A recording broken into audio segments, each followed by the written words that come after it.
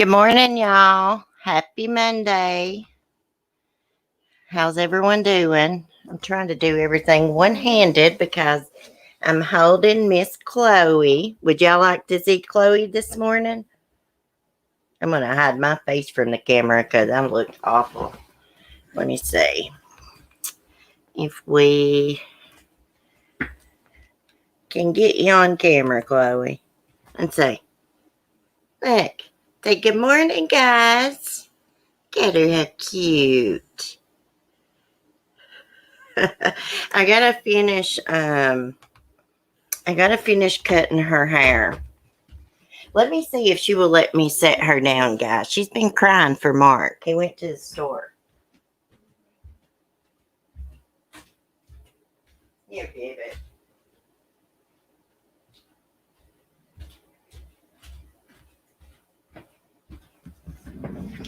Okie dokie.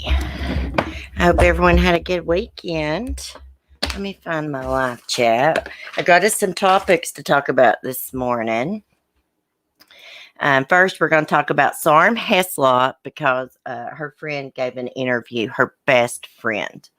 And she was just talking about, what they talked about the last time that they spoke, everything like that. I'm going to read it to you guys. Let's see who's all in the chat. Sapphire, Melanie, Charlene, Misty, Faithful One. Good morning. I missed anybody else? I don't think so.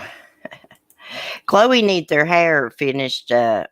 The top of it, I need to trim the top of it a little bit and straighten up the back a little bit. It's hard to cut her because she wants to lay down when you're trying to cut her hair, and I'm trying to bend over, and it breaks my back. But it has to be done. What else are we going to talk about this morning? Oh yeah, the Cash Gernon case. Talk about that blood evidence they found. Also, there was a prominent mom and son from South Carolina found shot to death down at their dog kennels. And here's the thing. The son was getting ready to go on trial because he had a boating accident. Everybody on the boat was drunk as a skunk. So was he. Anyways, he wrecks the boat and it killed a 19-year-old girl. So it may be connected. What else? Oh, yeah, there's a girl missing who dated a ex-NFL player. Listen at Chloe. His name is Kevin, I guess it's Wire Jr. And she's been missing since, his girlfriend's been missing since, April. A really pretty girl. Hold on, let me get my Sarm stuff, and I'm going to have to hold Chloe because she's, listen at her cry. Can you believe it? She would cry like that. Hold on a minute.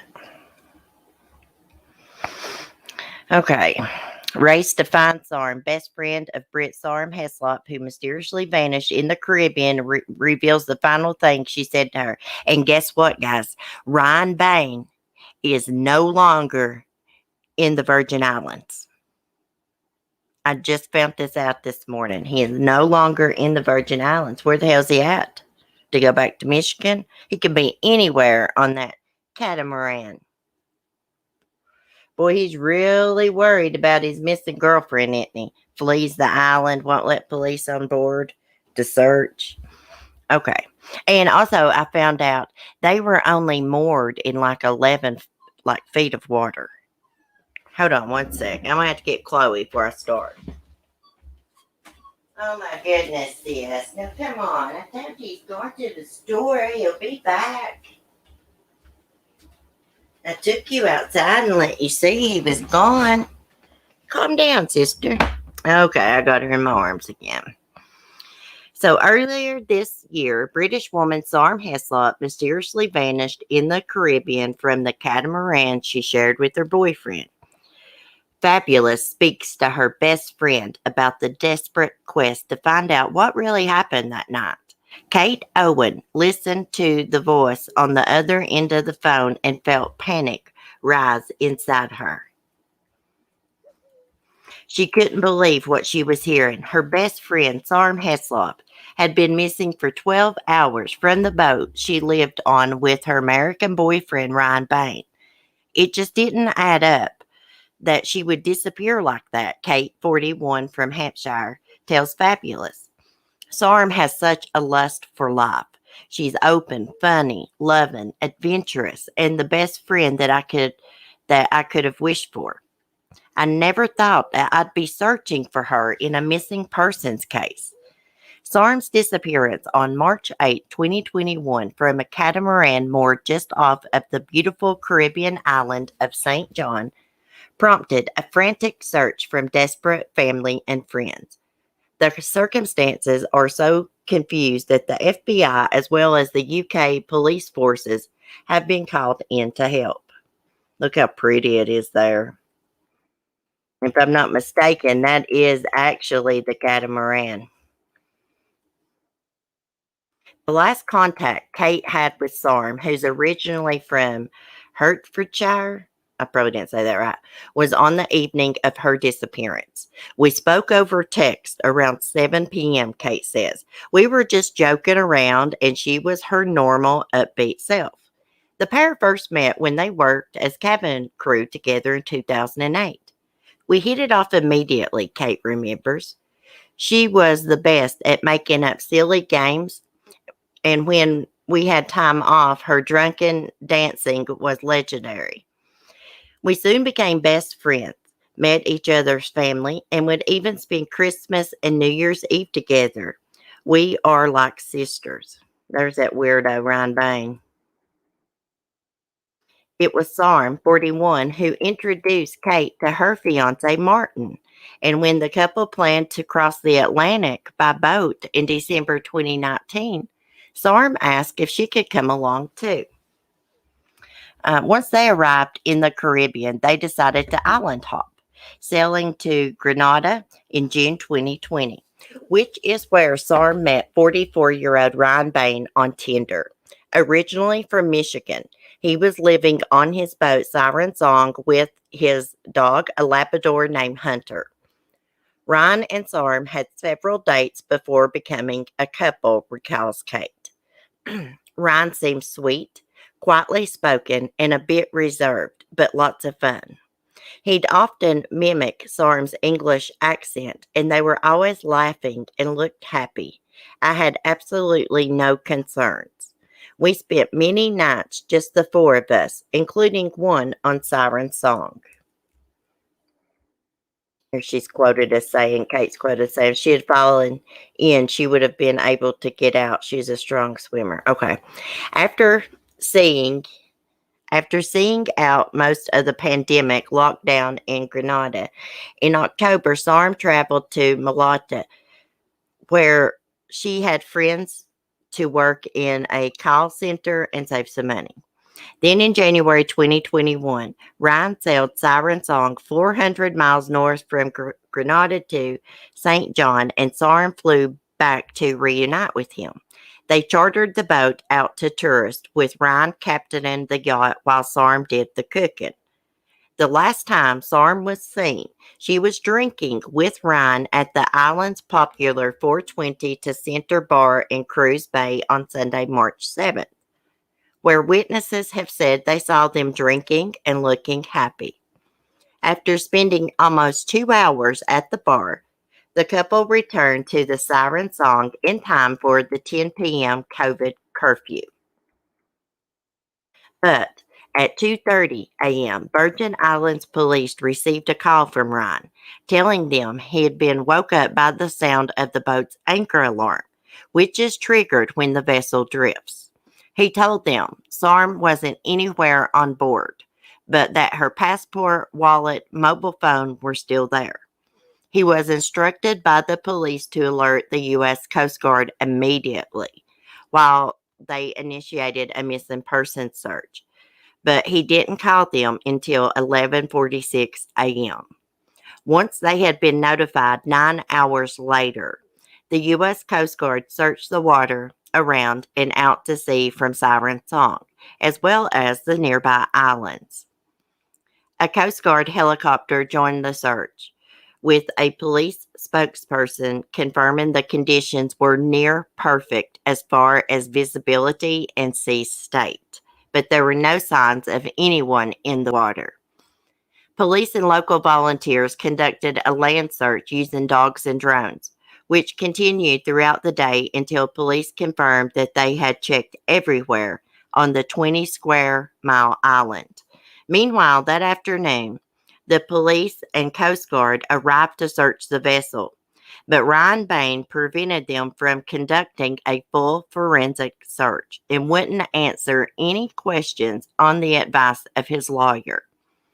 Local police were powerless to force a search of the boat because they needed reasonable grounds to request a warrant and question Ryan further. And the case was still classified as a missing persons investigation. And there's Kate and Sarm. Divers performed an analysis of sea currents to try to determine where they could have dragged Sarm if she had gone into the water, while other boats in Frank Bay were canvassed to see if they had any information, but none of the skippers reported anything unusual or any sightings of Sarm. Kate was with her fiance on the island of St. Martin when she was called by a close friend of Ryan's, 12 hours after Sarm had gone missing, to let her know the terrible news. She then called Sarm's friend in the UK so that he could deliver the news to her parents. Devastated at their daughter's disappearance and frustrated by their inability to travel due to COVID restrictions, Sarm's father, Peter Heslop, and mother, Brenda Street, released a statement saying, "If we could travel, we would.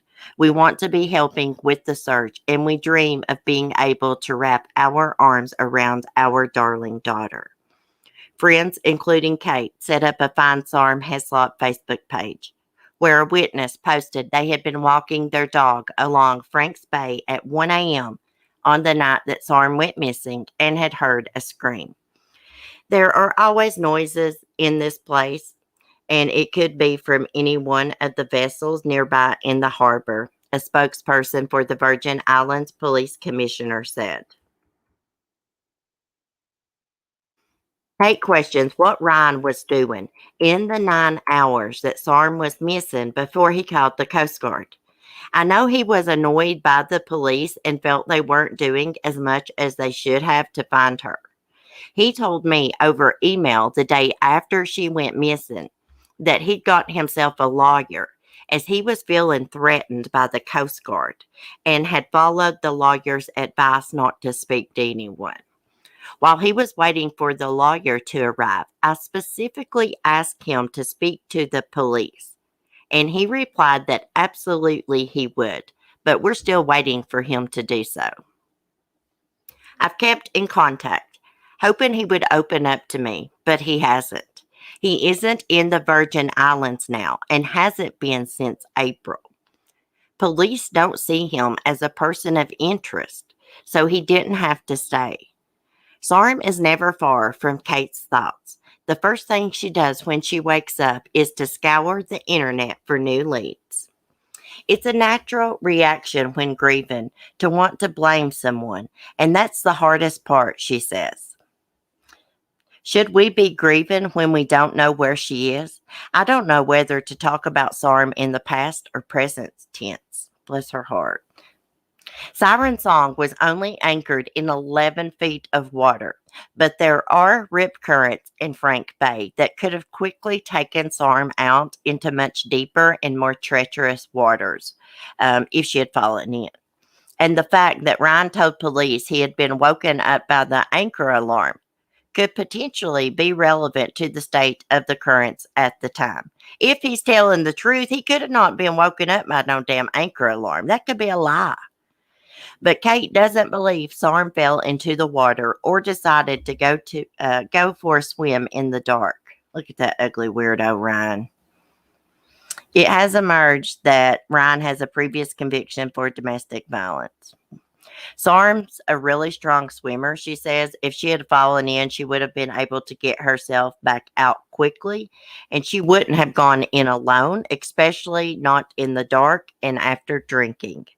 The sea life in the bay is quite active, and she would have been hesitant over sharks. Also, when you spent as long as she has on a boat in the Caribbean, jumping in the sea from the deck loses its novelty. In the days after Sarm went missing, there were some reported sightings of her, but police weren't able to confirm any of them. Plus, as St. John only has a population of around 4,000 people, Kate believes that if her friend had still been on the island, someone would have seen her. Meanwhile, Ryan Bain has remained silent, presumably on the advice of his legal advisors. It emerged in late March that he has a past conviction for domestic violence against his ex-wife, Corey Stevenson, and that he served a 3-week jail sentence for domestic violence in 2011 after he had become violent towards her. As the days turned into weeks and months, Sarm's friends and family have proactively pursued more information. Hashtag Find Sarm has been used on social media, and they have launched a U.S. Virgin Islands Crime Stoppers appeal with a reward of $10,000 for information leading to an arrest. A GoFundMe page has been set up to cover the cost as well as travel expenses for Sarm's parents to fly out to St. John as soon as they're allowed. Unfortunately, with each day that passes, the chance of a missing person being found becomes increasingly unlikely, explains Dr. Brianna Fox, a criminology professor at the University of South Florida and a former FBI agent who specializes in missing persons cases. That's something that's incredibly hard to accept for the friends and family. There's Sarm and that weirdo. I don't know what she saw in him.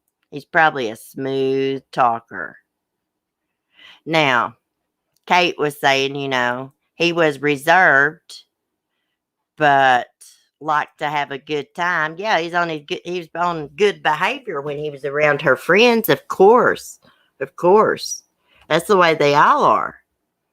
According to his ex-wife, he has a Jekyll and Hyde personality, and I believe it. He was violent with her several times.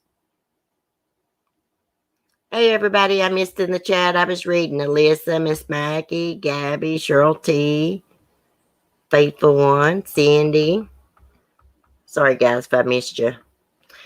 Anyways, I cannot believe that they let him sail away from the damn Virgin Islands. Where in the hell is he?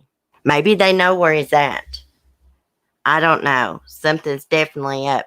Now, don't make sense that she would have jumped into the water at night, because anybody with common sense knows there's all kinds of sharks and stuff around the bay at night. Very active at night, the sea life is and stuff. That would have been dumb to have done something like that.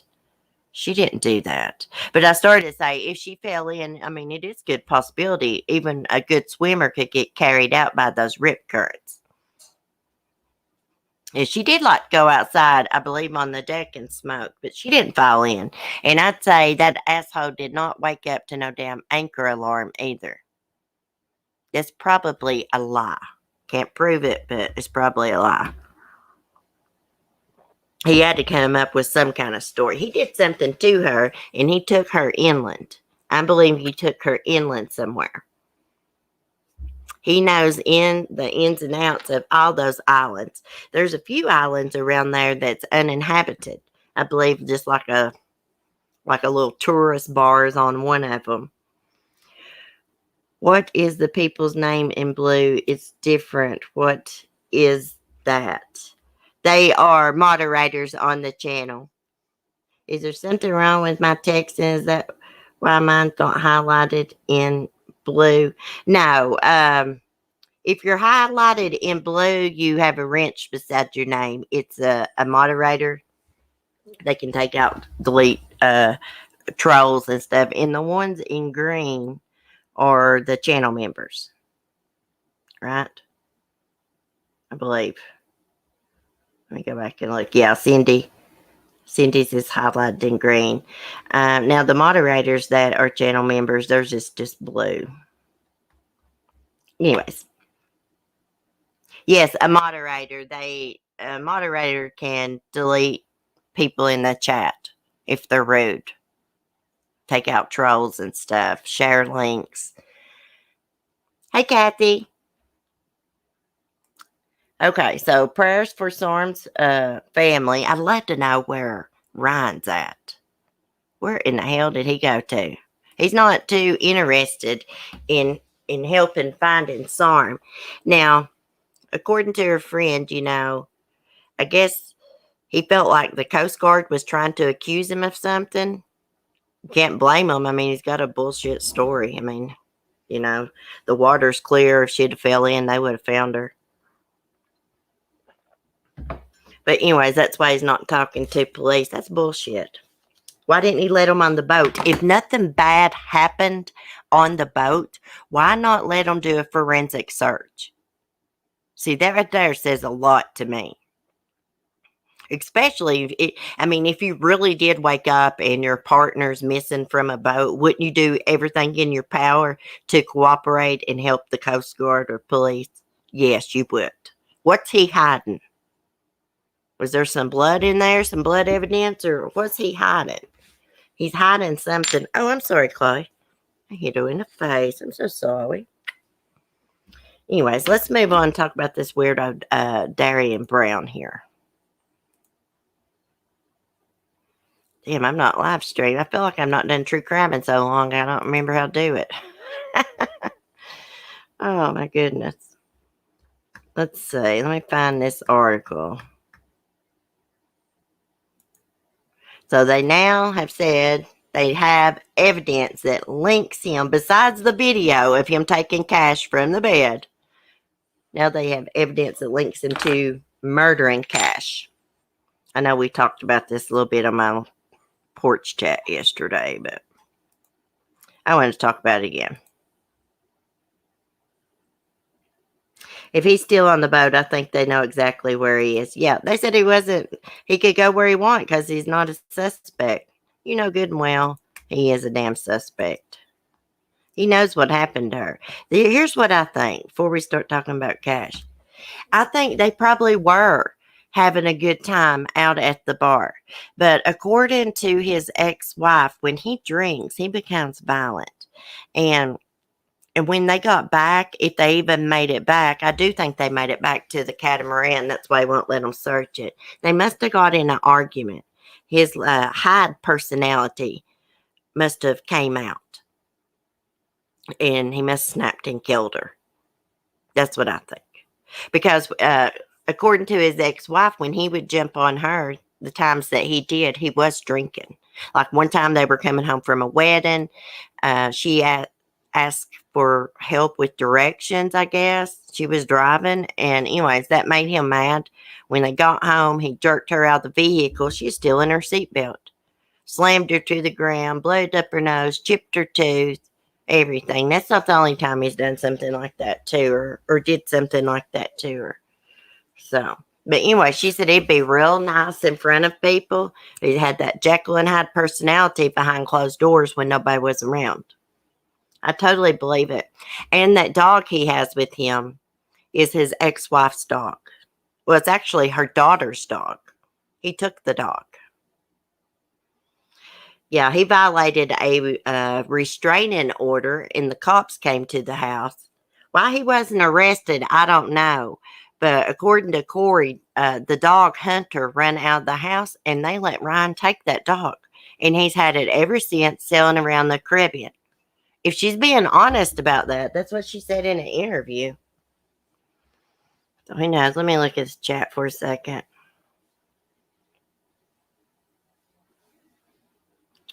I think maybe he had drugs on the boat, just the thought, and that's the reason he didn't want. Oh, that's a good thought. I never thought about that. I've never thought about, maybe he had a little pod or something on there. I think it was forensics on the boat, and he was scared that he didn't get it all cleaned up, so he wouldn't let them on the boat. Yeah, and here's another thing to think about. He has been captaining, or however you say it, for a long time. He knew to call the Coast Guard to begin with instead of the police, considering he was out in the water. I know they weren't that far from shore, but he knew that. Okay, after he called the police, they say, call the Coast Guard. He didn't for 9 hours. What was he doing in those 9 hours? Making sure he had everything cleaned up, I guess. I definitely think he did something too, Sarm. I mean, it's a good. Anything's possible. She could have fell in and something happened, but they would have found evidence of that by now. Something washing up. Even if a shark had got a hold of her, it wouldn't completely devoured her. No. I hate to talk like that about someone. I feel like it's disrespectful. Anyways, prayers for her family and friends. I can't imagine what they're going through, and I'm just praying for a break in this case. Praying. I mean, there's really not been much put out about it lately. I try to look it up just about every day to see, if there's any new leads. I actually get on the Find Sarm website her friend set up for her.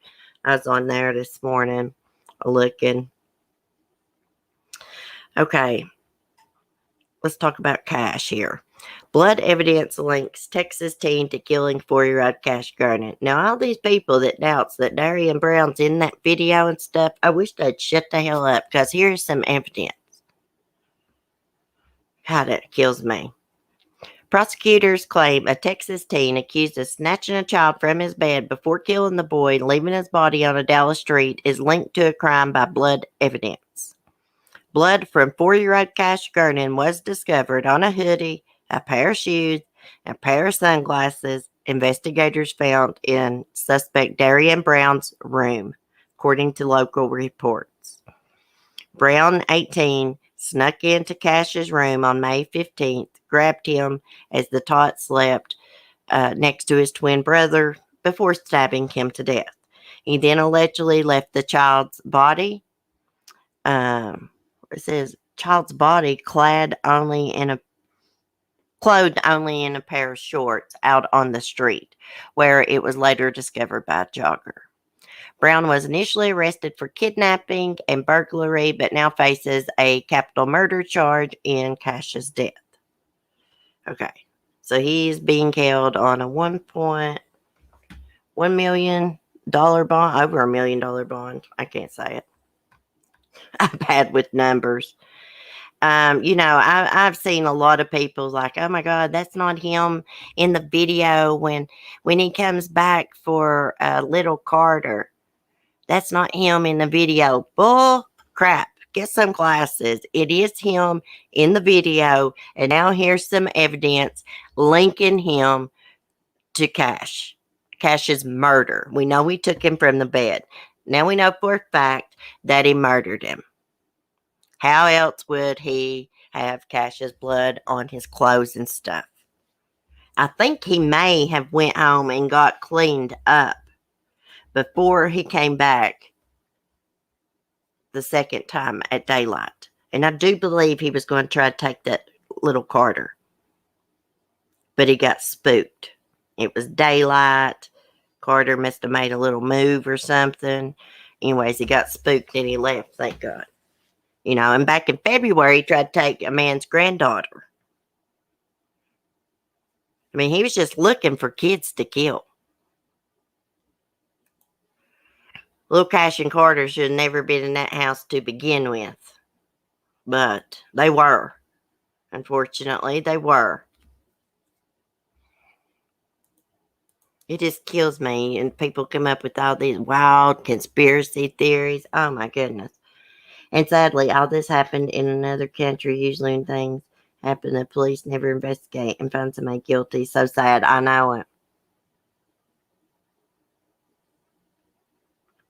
I know the feeling. You think everything is fine when you're out somewhere, and then you get home, walk in the door, get knocked to the ground for something so insignificant. Yeah. That's what you done while y'all were out. Yeah, I know that feeling. I was married to an abusive man. I can't imagine living like that. Always on eggshells, never knowing when they're going to strike like a viper. I know it. I need to catch my chat up here.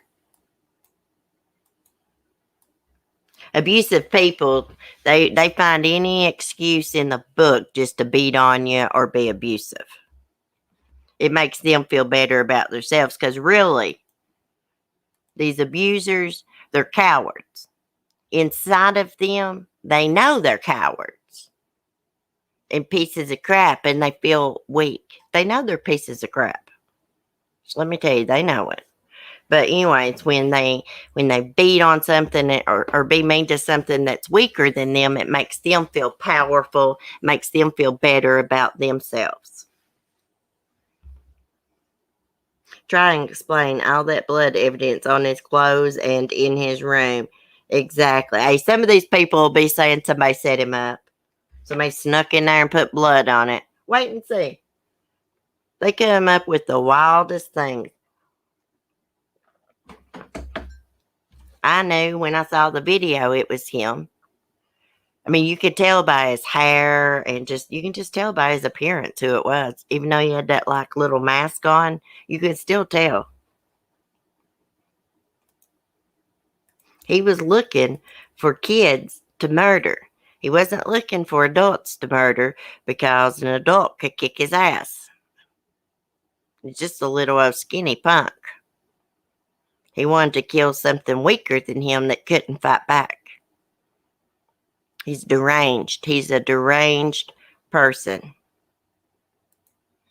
So they pick on women and children and animals. Yeah, and I'm just wondering if Darian Brown has ever abused animals, killed animals, or anything like that. I would say so.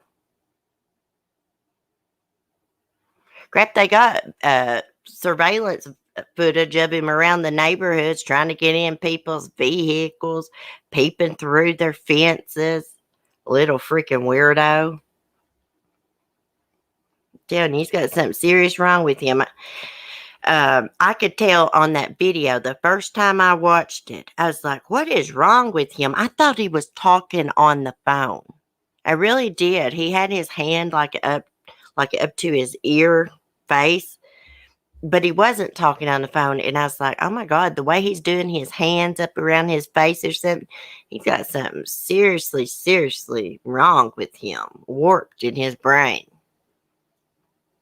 He probably is schizophrenic. That's what I was thinking when I was watching that, or some kind of type of bad mental illness. But hey, we can't excuse what he did because of that. Hey, Maggie, the Peanut Gang tried to do everything they could to set Dairy Lynn free. The conspiracies continue. Even the forensics is not enough. I know it. You could lay it out. You could show somebody a video of somebody killing somebody, and they'd say, oh, that's not that person. They would come up with something else. They would say, oh, that video's been fixed. It's been edited or something. Sometimes, the answer is something simple and logical. It's not always something out there. Okay, let's see. What else are we going to talk about? Oh, yeah. This son of prominent South Carolina family found dead with his mother may have been targeted. And there is also another story. Y'all, please do not meet anybody on Facebook Marketplace to go buy anything, to sell anything, because there's been another guy killed. He went to buy a four-wheeler on Facebook Marketplace and was killed. We're going to read that here in a little bit. Yeah, I'm telling you, it's not safe to do any damn thing anymore. Hey, Sunnyside. It's really not. It's probably not even safe to go to the vet.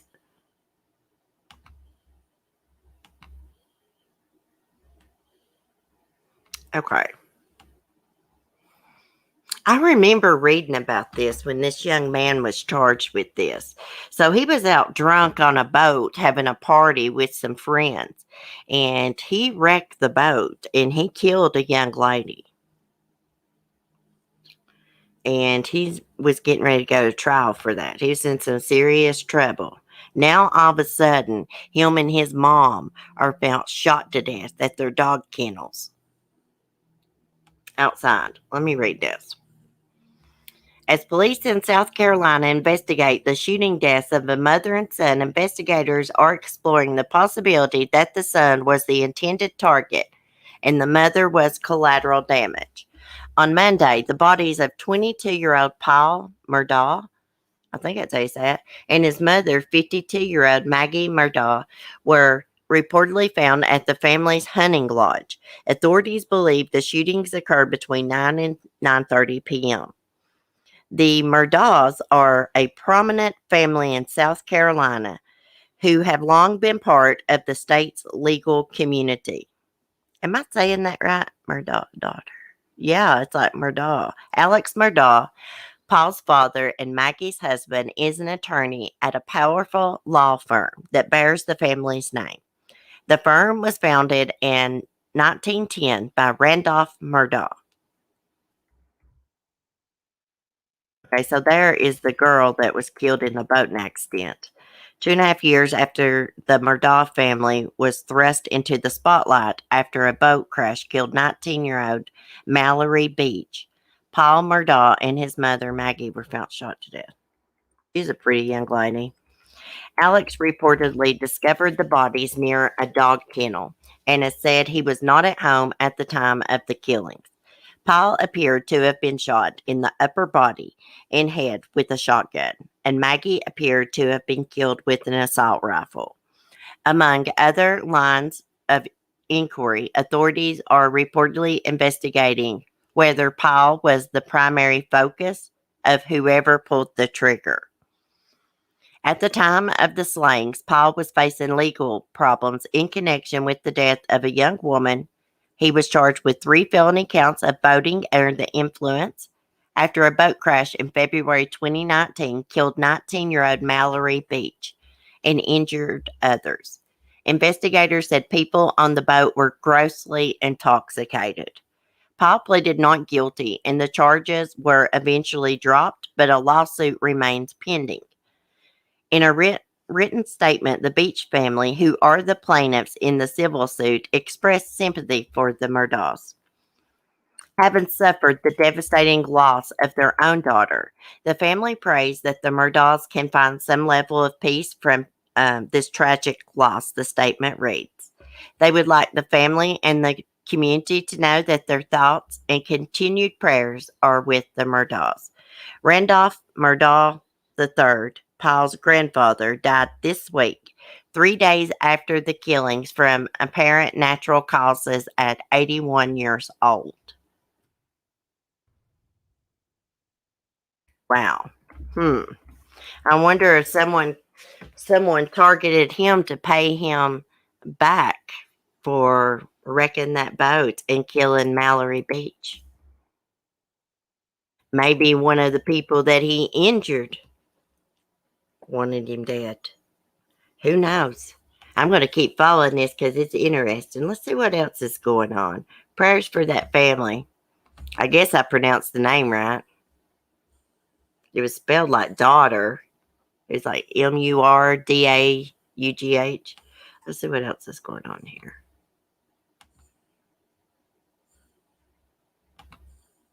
Let me get some of these ads down. Let's see. Oh, yeah. I wanted to tell y'all about this football player. But I want to find his girlfriend's picture. She's been missing since April. Let me see if I can find it. Chloe, I can't hardly do anything because I'm having to hold you, baby. This guy looks mean, guys. Let me just get it screen shared, and then I'll find her picture. Yeah, it sounds like it's payback to me. Definitely. Hold on. Let me see if Chloe will let me put her down. She's got me distracted. I can't do my true crime correctly. Here, baby. Go ahead and sit down.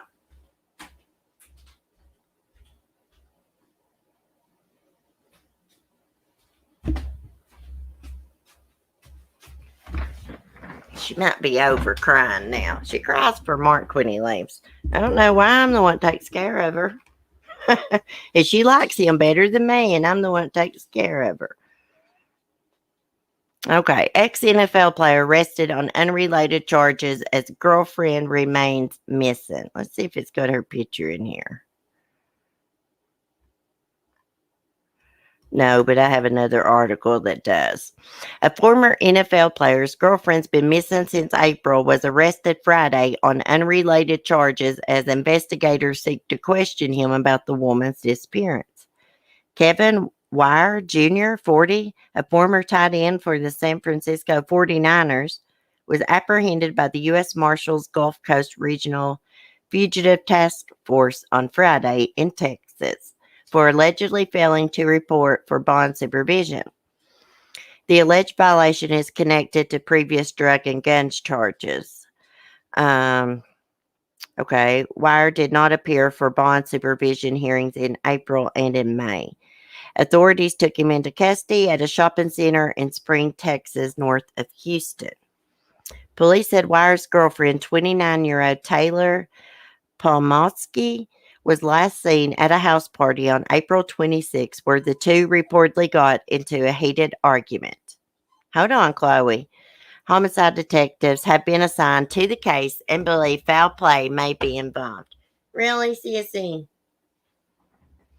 Eric Zulger, I think that's how you say his name, Zulger Pomosky's former boyfriend had previously said he believed she was being abused by Wire. She was in danger. She was in trouble. There was violence. Zulger told KTV.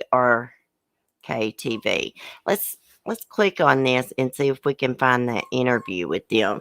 Hold on, Chloe. Come on, sis. Oh my goodness. You guys drive me crazy. Hold on a minute. We'll play this video so I can get Chloe calm down. Guys, oh my gosh.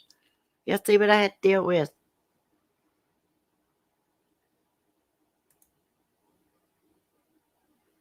If you'll play it, we will play this and see what he says. It might show her picture too.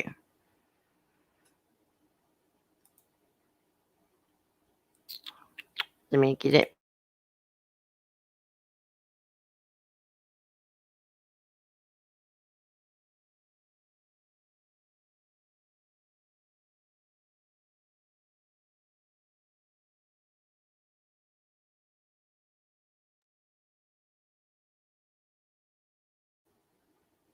Damn it, I muted myself. We need some volume. She is missing. 29-year-old Taylor Pomasky has not been seen since April 27. Investigators with the Harris County Sheriff's Office tell us she was last seen at her boyfriend's home in Spring. Her friends tell us she was dating Kevin Ware Jr., a former NFL player. Sources tell us he is not cooperating with the investigation. Ware has a criminal history dating back to 2007. He's a convicted felon and was most recently arrested in Montgomery County on April 19th. Investigators there found drugs and guns in his car. Still, he was able to make bond and got out. A couple of days later, there was a big party at his house, and then a fight broke out between him and Taylor. Again, from what we understand, the fight got fairly violent. Tim Miller with Texas EquiSearch has been working with investigators tonight. He believes the worst has happened. Certainly is in no way going to have a happy ending. This friend says Taylor was in a bad relationship and made an outcry for help. What was she telling you? She was in danger. She was in trouble. There was violence. She referenced the gun being pulled on her. She was very scared, very nervous. Investigators have not named Kevin Ware or anyone as a suspect or person of interest in this case. Texas EquiSearch did conduct a small ground search at Ware's parents' property in Henderson, Texas last week. They turned up nothing. Tonight, they are begging for anonymous tips to bring this young woman home. You can call Crime Stoppers at 713-222-TIPS.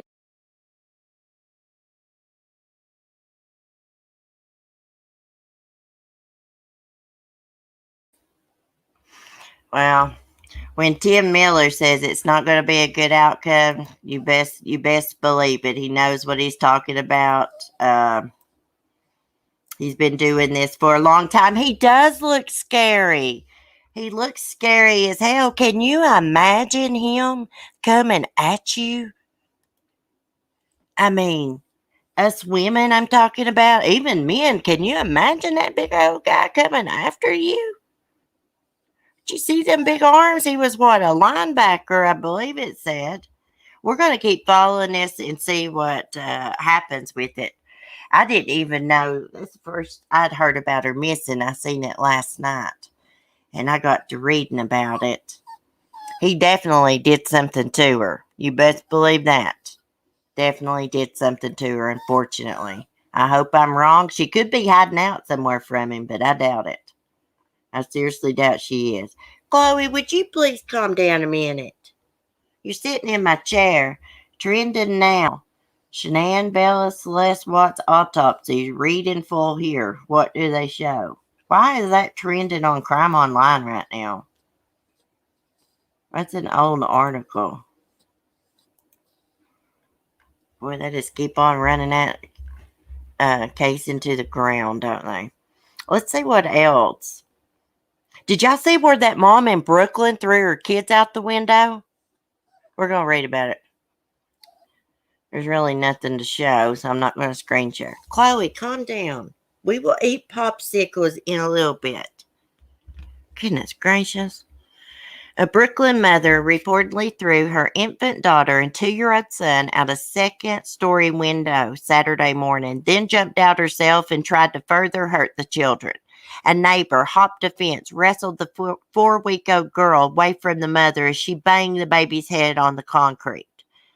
The baby was taken to Maimonides Hospital in critical condition, while the mother and toddler were taken to the Brookdale Hospital with non-life-threatening injuries. All three were naked, said Carl Chin, the 41-year-old neighbor, who told the Post he heard the thud of the baby striking the ground. Lord have mercy. When the mother lands on the floor, she didn't go unconscious. She was still aware. She grabbed hold of the 2 kids and proceeded to hurt them more, Chin said. Chin, who lives in a nearby row home, ran out of his house and over the fence. She had the baby in her grip, and I had to take the baby out of her grip and hold her until police and paramedics came, he said. She was trying to hurt her children, and I was getting them out of her grip. She kind of thanked me and told me to take care of them. Then she proceeded to talk about how she was tired of being by herself. No further information was available, including the woman's name. Hey, he's a hero. Hey, I'd have done the same thing. I'd have banged her head on the freaking ground. It's when I would have done. Okay, what else? Chloe, we're trying to catch up on true crime, and you're sitting here being a little tit baby. Have you ever heard a little dog cry like that? I know. Hey, Kate. Is it Kate? Cat. Leopards don't change their spots. Guns and violence. Why would any woman date him? Probably because he has a little bit of money. He's still not a football player. Of course, he's an ex-NFL football player. So he's 4 weeks old. Oh, my God, that's sick. Sick animal. I hope the baby doesn't have any kind of brain damage from banging the head on the concrete. Y'all know how sensitive little babies' heads are. You know, they got that soft spot. Cat, your dog sounds so cute. Hey, y'all, I'm having to stand up and she's sitting in my comfy leather chair to sit in to stream and do everything in. And she still wants to cry. She better be straightening up or she's not going to go meet our special friend this weekend. Okay. Hey, Lori. Yep, my puppy does it. Hey, she's been crying ever since Mark left, y'all. I took her outside to show her he was gone like 20 minutes before my live stream, and she's still going on. Let's see what else is going on. I saw something interesting. What's this? Manhunt. Suspect shoots cop during motorcycle traffic stop. Flees on foot. Oh my God, is this in my area? It says Wise County. Oh, Wise County, Texas. Okay. Yeah, there is a Wise in Texas too. And it's named after the guy that my town's named after too for some reason. I've looked that up. Let's see. Let me show y'all his picture. What a weirdo. Must have been happy getting his license made this day, y'all. Look at it. Hold on. Calm down, Chloe. We'll eat popsicles later. We got all day. Okay, authorities are searching for a man who they said shot a Texas police officer during a traffic stop on Sunday. Wise County Sheriff's deputies and Rome police pulled over a motorcycle with a female passenger when its driver, Royce Wood, 43, fired at least 2 shots. Wise County Sheriff Lance Atkin and Rome police officer who suffered a gunshot wound to the lower leg remains hospitalized in stable condition. Wood reportedly fled on foot while the female passenger was taken into custody. Again, said a Rome officer returned fire, but it's unclear whether Wood was shot. Wise County Messenger reported that Wood is the suspect involved in a home invasion incident that took place on Saturday. However, it's unclear whether Sunday's traffic stop was related to Saturday's home invasion. Who'd be on the back of the motorcycle with this weirdo? Look at him. Ugh, I mean, his beard stinks. Okay, according to the report, Wood is described as being 6 feet 2 inches tall, weighing 200 pounds, having green eyes. The Department of Public Safety said he was last seen wearing a baseball cap with a camo bandana around it, black sunglasses, a vest, a green shirt, and shorts.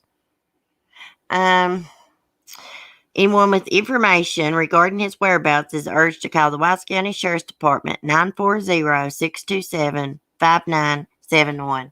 And for the record, real motorcycle riders don't wear shorts and ride. That's dumb. Because if you wreck, it's going to be even worse.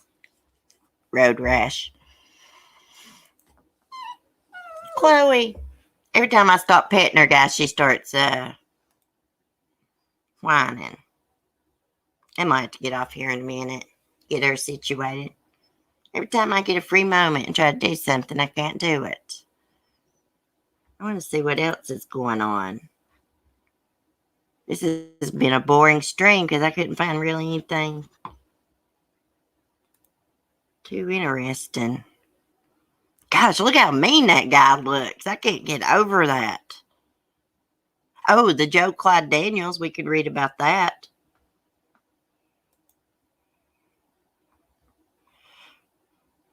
Okay. Tennessee father accused of murdering his 5-year-old son in 2018 was found guilty by a Dixon County jury on Saturday. The jury acquitted Joseph Daniels on a charge of first-degree murder, but found him guilty on first-degree murder and perpetration of a felony, aggravated child abuse, tampering with evidence, and initiating a false report.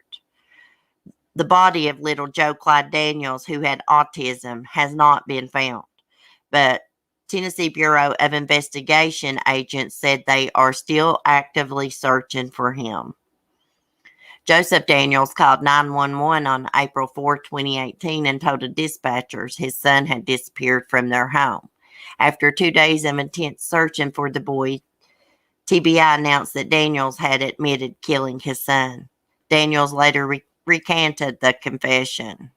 The boy's mother, Crystal Daniels, allegedly told investigators she was at the home on April 4th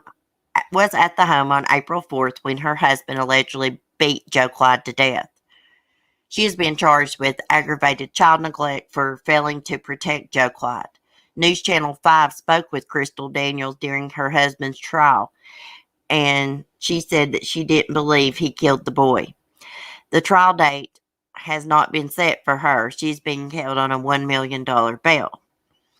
Joseph Daniels' 7-day trial featured dramatic testimony from the investigators and Joe Clyde's now 11-year-old brother, who told the court that his stepfather, the brother is Crystal Daniels' son, but not Joseph's, beat his brother after the boy urinated on the bedroom floor.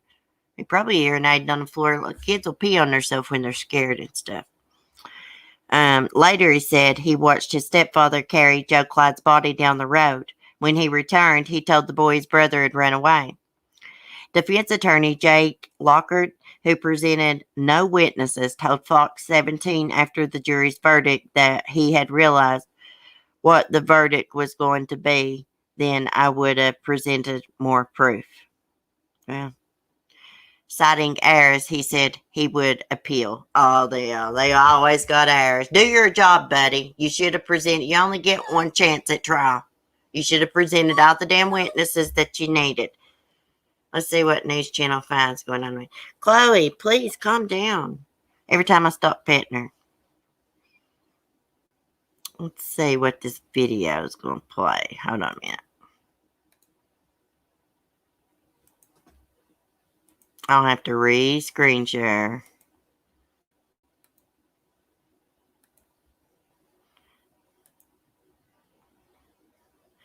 Let's see. Where's the volume?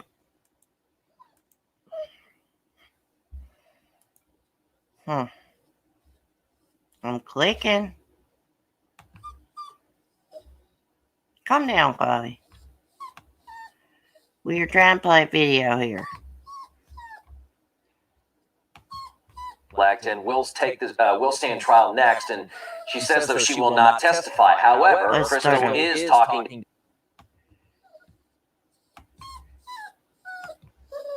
Chloe, oh, come on now. Testify. However, Crystal is talking to us here at News Channel 5. She's been watching our Gavel to Gavel coverage, and in an exclusive interview, she comments on some key points we've all heard at trial. News Channel 5's Nick Barris has more. Crystal Daniels called us Monday from the jail in Dixon County where she is held. Now, there she has been watching the trial and decided to reach out to help explain some of what we've heard in the evidence against her husband. Now, no video or audio was allowed, but we have transcribed verbatim what she told us, and it's interesting. Crystal Daniels is charged with aggravated child neglect, accused of failing to protect her son, Joe Clyde, from a fatal beating at the hands of his father. Joseph Daniels is currently standing trial, now charged with murder. Prosecutors at times have indicated that the parents might have drugged Joe Clyde. They say that my son was acting like he was drugged or something. That was not the case. It was his medication that was making him that way because Vanderbilt had increased it. We did not drug Joe Clyde. Now, the district attorney also has shown photos of a bedroom with a padlock, leaving some to wonder if the parents would lock the little boy up in the room. No, my in-laws put that on there to keep people out of the room when they weren't home. And then there was the question of a padlock high up on the doors that lead outside. Did Crystal think it was possible for Joe Clyde to open it himself? One theory is that the boy moved a coffee table to reach the lock. There were wheels on the coffee table. You could take a pinky and scoot it. Crystal also said, "We've witnessed him climb up in the chair and try to put the key in the lock to unlock it, but we caught him as he was trying to do it." Crystal did tell us that she does not believe Joseph killed Joe Clyde and says in her mind there are so many misconceptions about what happened. And she says she won't say that her son is dead and holds out hope that somewhere he is still alive. Nick Barris, News Channel 5.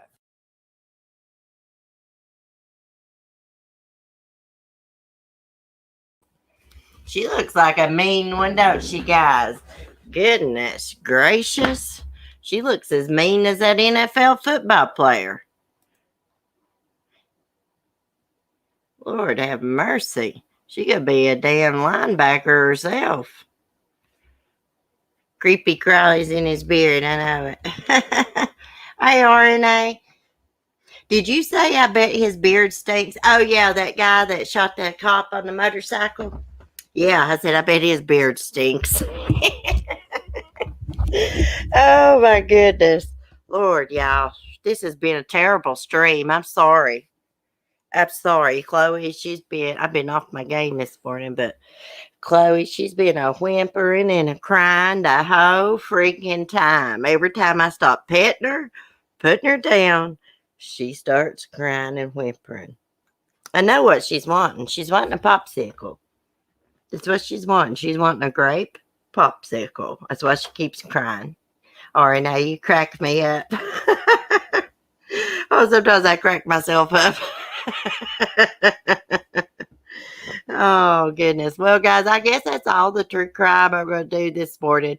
Hopefully, tomorrow we have a better, more interesting true crime stream. I really couldn't find nothing this morning. It was like, I don't know, stuff's just got to catch me. Of course, there's plenty of crime going on, but this Monday is kind of slow in the crime section this morning, but it'll be better tomorrow. Maybe we'll have some updates or something. I'm hoping and praying there's a break in Sarm's case. Also, Orrin and Orson West. I've not forgot about that case. I just looked up this morning and I was like, gosh, is there any updates on those two kids? No updates. Looked up James Hutchinson. I don't even think they're looking for his little body. He's the one his mom tried to abandon him at a park, and then she drug him with a car allegedly, and then she threw his body into the Ohio River. Oh yeah, Maya Malati, however you say it. There's no updates about her either. No updates about Suzanne Morphew. The only thing I saw about, well, there was something about Lori Vallow, but it was a couple days ago. She's going to the hospital, psychiatric hospital. It's not going to do her no good. There's no cure for what's wrong with her. There is no pills, what I mean, to fix that brain. Absolutely not. They need to do a lobotomy on her.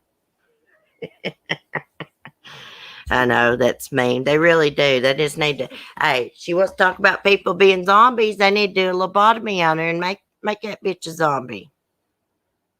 That's a shame they used to do people like that back in the day, isn't it? They still do that. Like what? Electric therapy, shock therapy. CC, you never have to apologize. You're always interested. Oh, thank you. Thank you. I think there are new charges this morning for Chad and Lori. Oh, really, Melanie? Let's look and see. I got a little time. I'm not going to be doing anything today. I'm going to straighten up the living room a little bit, and then I'm going outside. Let's look up Chad. Y'all know I call Chad Dumbbell so much. I catch myself trying to look up Chad Dumbbell in the search bar. I'll have Dumbbell. Let's see. New charges.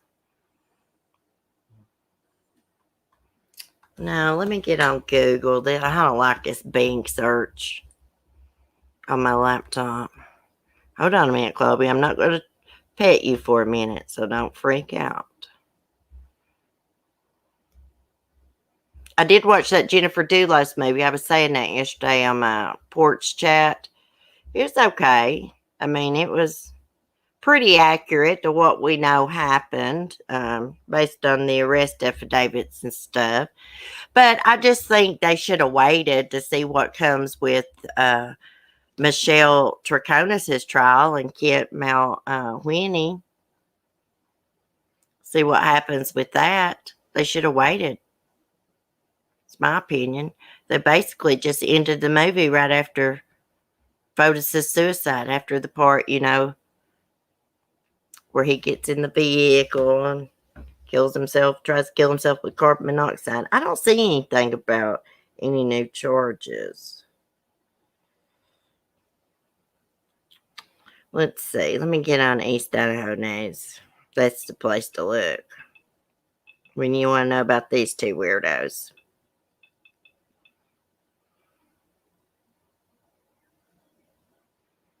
Let's see. No.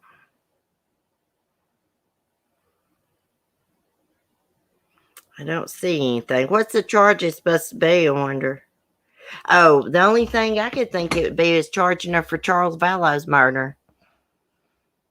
She definitely needs to be charged for that. Let me go back and look at the chat. I look at too. I saw a video this morning. Oh wow, it's awful. Lord, you could see use a few shocks to her brain. I know it. Hey Debbie, you just cracked me up. CC, I love you. Oh, I love y'all too. Y'all are awesome.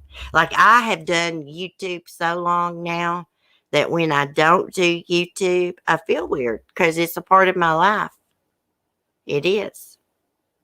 I love you guys. I mean, I've been doing YouTube for about 3 years now. Almost, I'd say 3 years, maybe over 3 years by now.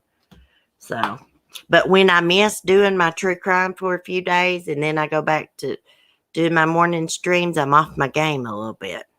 I gotta get back into it. Plus, I've just been so distracted with the dogs and everything going on. Anyways, I'm going to get off here. I need to message Mark to get my damn mail. I want my tie-dye kit. I want my damn hermit crab food. And I probably got other stuff in the mail too. Maybe Ipsy. If I can get myself put together, we'll do a porch chat this evening. I'm going to try to lay out in the sun. I got my swimming pool filled up. Weird. I can't find it. I'll send it your way. All right. What channel was the Jennifer Doolittle movie on? It was on Lifetime. Yeah, it was on Lifetime. I was trying to think. It was on Lifetime Movie Network. It came on, well, I watched it Saturday. It came on at noon. I watched it. They found a woman that was way too pretty to be playing Michelle Troconis. And here's another thing. Fotis didn't have an accent, the guy playing Fotis, but Michelle did. And the guy playing Fotis was way too good looking to be playing Fotis. Yeah. But it was a lot better than the Watts movie. It was more accurate than the Watts movie. I felt like in the Watts movie they did that in poor taste when they showed Chris dragging Shanann down the stairs and her head hitting the stairs. There was no need to show that. And they made Nicole Kessinger out to be a victim, which some people think she is, but not in my mind, she's not. She knew he was married. She knew it because she'd been looking him up on Facebook. But anyways, damned hermit crab food. I know I need my damn hermit crab food. I got to show y'all my giant hermit crabs one day. One evening I'll show y'all. I'll get them out of their crabitat. They're giants. They'll pinch the crap out of you if you don't watch. Anyways, I'm going to get off here and get this girl a damn grape popsicle before she drives me batty. Y'all have a good day. If I decide to do a porch chat, I'll make a post and also I'll put it in Discord. And Wednesday night, we're going to try to do our members stream and do our ghost stories, Massachusetts, legends from Massachusetts. I'll be reading.